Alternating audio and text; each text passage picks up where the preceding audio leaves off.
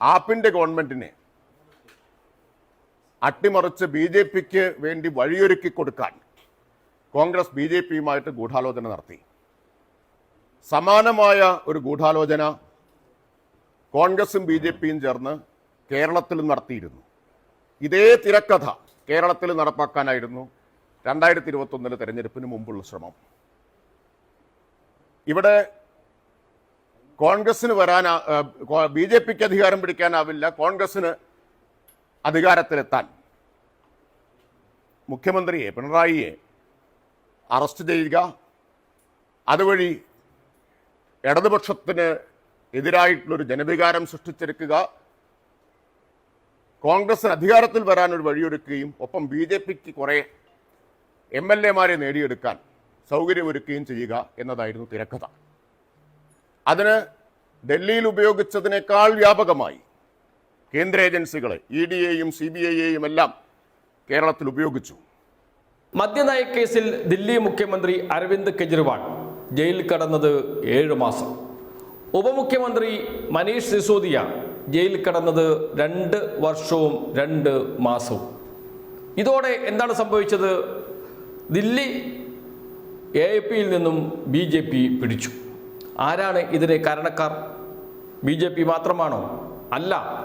ആദ്യം മദ്യനയത്തെക്കുറിച്ച് അന്വേഷിക്കണമെന്നാവശ്യപ്പെട്ട് പോലീസിൽ പരാതി നൽകുന്നത് കോൺഗ്രസ് നേതാക്കളാണ്. ദില്ലിയിലെ കോൺഗ്രസ് നേതാക്കൾ മദ്യനയത്തെക്കുറിച്ച് CBI അന്വേഷിക്കണമെന്ന് ആവശ്യപ്പെട്ടത് കോൺഗ്രസ് നേതാക്കളാണ്.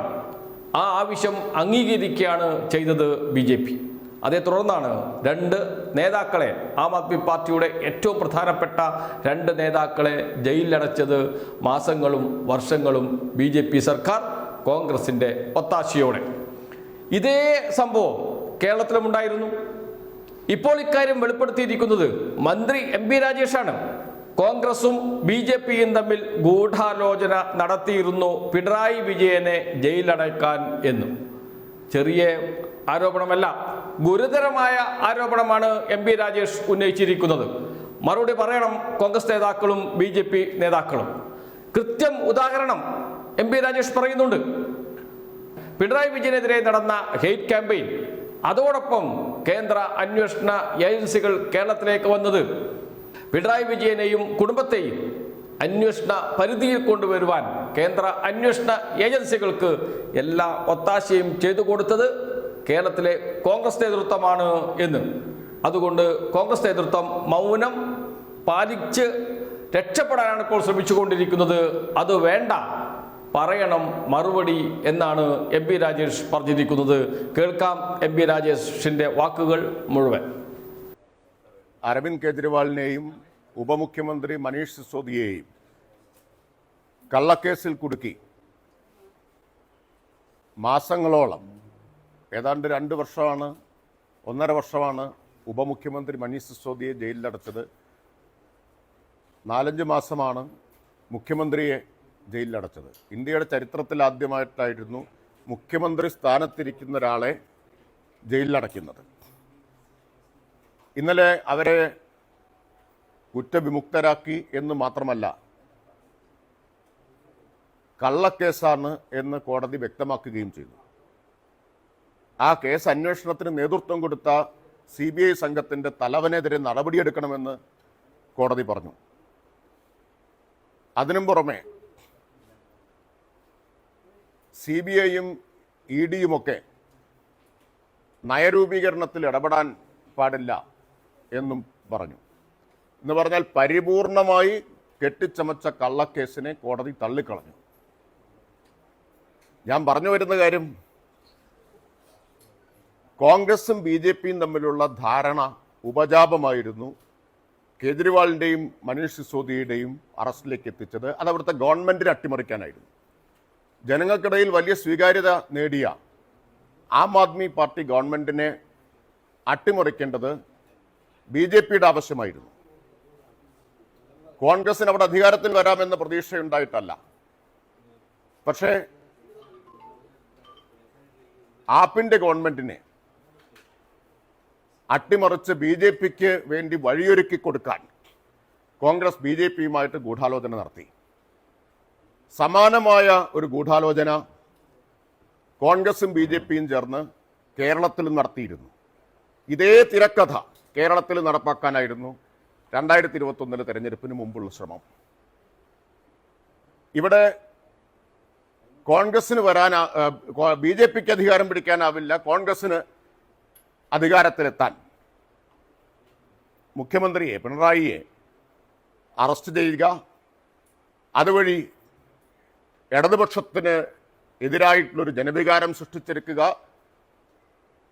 കോൺഗ്രസിന് അധികാരത്തിൽ വരാനൊരു വഴിയൊരുക്കുകയും ഒപ്പം BJPക്ക് കുറേ MLA-മാരെ നേടിയെടുക്കാൻ സൗകര്യമൊരുക്കുകയും ചെയ്യുക എന്നതായിരുന്നു തിരക്കഥ. അതിന് ഡൽഹിയിൽ ഉപയോഗിച്ചതിനേക്കാൾ വ്യാപകമായി കേന്ദ്ര ഏജൻസികളെ ED-യെയും CBI-യെയും എല്ലാം കേരളത്തിൽ ഉപയോഗിച്ചു. BJP അതിൽ കണ്ടത് പിണറായിയെയും ഇടതുപക്ഷത്തെയും മാറ്റിയാൽ അവരെ ജനങ്ങളുടെ മുമ്പിൽ മോശമായിട്ട് ചിത്രീകരിച്ചാൽ, ജയിലിലടച്ച് അഴിമതിക്കാരായി ചിത്രീകരിച്ച് അധികാരത്തിൽ നിന്ന് പുറന്തള്ളിയാൽ തൽക്കാലം കോൺഗ്രസ് വന്നാലും അധികം വൈകാതെ BJPക്ക് അധികാരം പിടിക്കാമെന്നാണ് കണക്കാക്കിയത്. കുറച്ച് സീറ്റ് അവർക്കും കിട്ടും കഴിഞ്ഞ നിയമസഭാ തെരഞ്ഞെടുപ്പിൽ. ബാക്കി പിന്നീട് വരുന്ന കോൺഗ്രസിനെ അട്ടിമറിച്ച് അല്ലെങ്കിൽ അതിൽ നിന്ന് വിലക്ക് വാങ്ങി അധികാരം പിടിക്കാം എന്നതായിരുന്നു BJPയുടെ രഹസ്യ അജണ്ട. അതുകൊണ്ടാണ് അന്നത്തെ BJP പ്രസിഡന്റ് തെരഞ്ഞെടുപ്പ് സമയത്ത് പറഞ്ഞത് 35 സീറ്റ് ഞങ്ങൾക്ക് കിട്ടും, അത് കിട്ടിയാൽ ഞങ്ങൾ കേരളം ഭരിക്കും എന്നത്. ഈ ധാരണയുടെ ഭാഗമായിരുന്നു. കോൺഗ്രസ് കണക്കാക്കിയത് തങ്ങൾക്ക് ഭൂരിപക്ഷം കിട്ടും, അധികാരത്തിൽ വരും. ഇടതുപക്ഷത്തെ ആകെ അഴിമതിക്കാരായി ചിത്രീകരിച്ച് മുഖ്യമന്ത്രിയെ തന്നെ ജയിലിലടച്ച് ചില മന്ത്രിമാരെയും ജയിലിലടച്ചാൽ ആ ഇടതുപക്ഷത്തിനെതിരായ ജനവികാരത്തിൽ കോൺഗ്രസിന് അധികാരത്തിൽ വരാം, കുറച്ച് സീറ്റ് BJPക്ക് നേടാം. ഇതായിരുന്നു കണക്കാക്കിയത്. BJPയുടെ പ്ലാൻ ബി അങ്ങനെ കുറച്ച് സീറ്റ് കിട്ടിയാൽ കുറച്ചു കാലം കൊണ്ട് കോൺഗ്രസിനെ പിളർത്തി കേരളം പിടിക്കാം എന്നതായിരുന്നു. പക്ഷെ ഡൽഹിയിൽ നടപ്പായത് കേരളത്തിൽ നടപ്പായില്ല. ഡൽഹിയിൽ ആം ആദ്മി പാർട്ടിയല്ല, കേരളത്തിലെ ഇടതുപക്ഷ മുന്നണിയും CPIM-ഉം. ഡൽഹിയിലേതുപോലെ മുഖ്യമന്ത്രിയെ എളുപ്പത്തിൽ കൊണ്ടുപോയി ജയിലിലിടാനാവില്ല, കൈ പൊള്ളും എന്ന് അന്വേഷണ ഏജൻസികളും BJPയും മനസ്സിലാക്കി. അതിനുള്ള എല്ലാ ശ്രമവും നടത്തിയിരുന്നു. ഡൽഹിയിൽ അതേ ഓപ്പറേഷനാണ് കേരളത്തിൽ നടന്നത്. ഡൽഹിയിൽ ആരാ പരാതി ആദ്യം കൊടുക്കുന്നത്? അവിടുത്തെ PCC പ്രസിഡന്റാണ്. കേരളത്തിൽ കൊടുത്തതാരാ? കോൺഗ്രസിന്റെ MLA-മാരുൾപ്പെടെയുള്ള ആളുകളാണ്. ഡൽഹിയിൽ പൂർണ്ണമായും ED-യുടെയും CBI-യുടെയും അതിക്രമങ്ങൾക്കൊപ്പം കോൺഗ്രസ് പൂർണ്ണ പിന്തുണ കൊടുത്തു നിന്നു. കേരളത്തിലും അതുപോലെ പരിപൂർണ പിന്തുണ കൊടുത്താണ് നിന്നത്. കോൺഗ്രസ് നേതാക്കൾ ഒന്നടങ്കം CBI-ക്കും ED-ക്കും ഒപ്പമാണ് കേരളത്തിലും അണിനിരുന്നത്, ഡൽഹിയിലും അണിനിരുന്നത്. ഇപ്പൊ നോക്കൂ, ഇന്ത്യ ബ്ലോക്കിലെ എല്ലാ പാർട്ടികളും ഈ കേസിൽ BJPക്കെതിരെ രംഗത്ത് വന്നു. കാരണം കോടതി ഇത്ര നിശിതമായി വിമർശിക്കുകയും വെറുതെ വിടുകയും ചെയ്തു. വെറുതെ സംശയത്തിന്റെ ആനുകൂല്യത്തിൽ വിട്ടതല്ല, കള്ളക്കേസാണ്, കെട്ടിച്ചമച്ചതാണ് എന്ന് പറഞ്ഞുകൊണ്ടാണ് വിട്ടിട്ടുള്ളത്. ഇന്ത്യ ബ്ലോക്ക് മുഴുവൻ കേജ്രിവാളിന് ഒപ്പം നിൽക്കുകയും BJPക്കെതിരെ വരികയും ചെയ്തപ്പോൾ കോൺഗ്രസ് എന്ന ഇന്ത്യയിലെ മുഖ്യ പ്രതിപക്ഷം ഇതിലൊരു വരി ഈ കള്ളക്കേസ് കെട്ടിച്ചമച്ച് BJPക്കെതിരെ പറയാത്ത എന്തുകൊണ്ടാണ്? ഈ അന്തർധാര കൊണ്ടാണ്. കാരണം കോൺഗ്രസും BJPയും ഒരുമിച്ച് ചേർന്ന് നടപ്പാക്കിയ ഓപ്പറേഷനാണ് ഡൽഹിയിലിത്. ആ ഓപ്പറേഷൻ ഡൽഹിയിൽ വിജയിച്ചു. ആം ആദ്മി പാർട്ടിയെയും കേജ്രിവാളിനെയും തൽക്കാലത്തേക്കെങ്കിലും അഴിമതിക്കാരായി ചിത്രീകരിച്ച് തെരഞ്ഞെടുപ്പിൽ BJPക്ക് നേട്ടമുണ്ടാക്കാൻ കഴിഞ്ഞു. കേരളത്തിൽ ആ ഓപ്പറേഷൻ പാളിപ്പോയി എന്നേ ഉള്ളൂ. അപ്പോൾ അതിൻ്റെ വിവരങ്ങൾ തീർച്ചയായിട്ടും ഇന്നല്ലെങ്കിൽ നാളെ പുറത്തു വരും.